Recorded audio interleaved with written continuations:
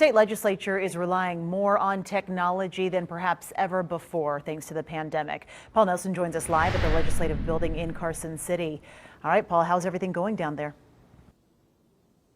Well, it's going to take some getting used to, Kristen. This is the first of its kind legislative session because of all the COVID-19 protocols in place.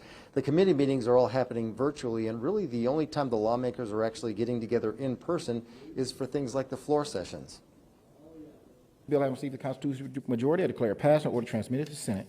The first bill of the legislative session is passed. SB 1 is an appropriation that'll fund the 81st legislative session.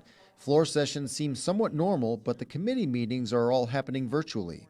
We over the interim gotten really kind of comfortable with it, but like a lot of folks, this is the first experience with these committees and this format, so it's a little overwhelming.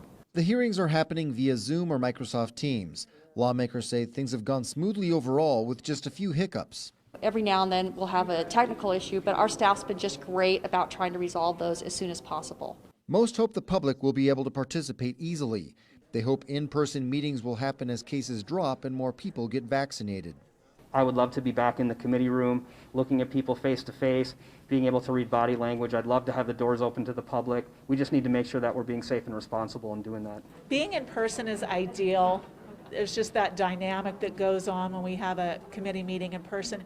The changes are an effort to prevent exposure to the virus, and that's hitting very close to home for the Assembly.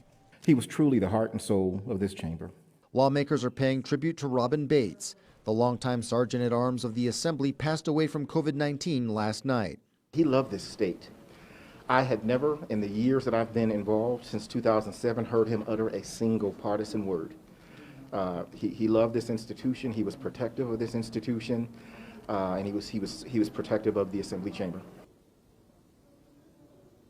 Frierson says Bates passed away last night at home, surrounded by his wife and his sons. The Assembly does plan on holding another tribute later on in the session when his family can attend. Covering the story live in Carson City, Paul Nelson, 2 News. All right, Paul, thank you. And be sure to stay with 2 News in the months ahead on the air and on our 2 News app for continuing coverage of the 2021 legislative session.